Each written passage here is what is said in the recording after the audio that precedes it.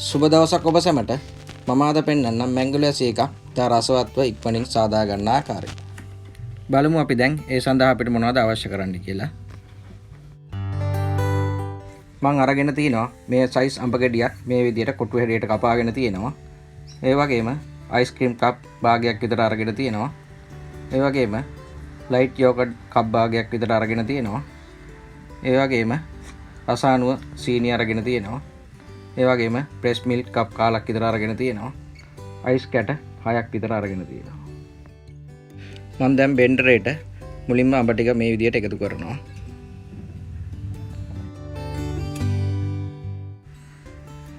දැන් මේ යෝගට් ටික මම එකතු කරගන්නවා.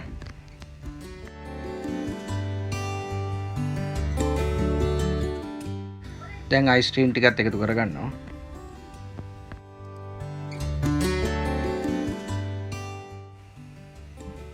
මම දැන් ප්‍රෙස් මිල් ටික මේ වගේ එකතු කරගන්නවා සාමාන්‍යයෙන් කප් කාලක් විතර.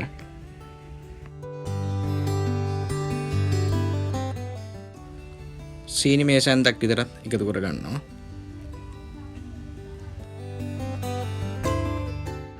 අන්තිමට අයිස් කැට ටික මම එකතු කරගන්නවා. මේ ටික මම දැන් බෙන්ඩ් කරගන්නවා තප්පර 15ක් විතර.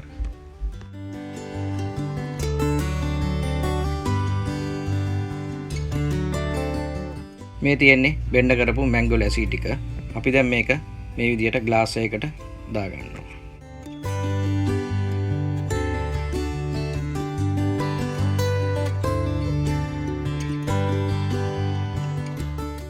මේ තියෙන්නේ හදාගත් මැංගෝ ලැසි එක. අතර මේක හරිම රසවත්. ඉතින් ඔයගොල්ලොත් මේ විදිහට හදලා රස බලන්න. ඉතින් ඔයගොල්ලෝ මේ වීඩියෝ එකට කැමති නම් my channel එක subscribe කරන්න. ඒ වගේම යට තියෙන bell icon එක click කරන්න. ඉතින් නැවතත් අලුත් වීඩියෝ එකකින් හම්බෙන්න තුරු ඔබ සැමට සුබ දවසක්. ආයුබෝවන්.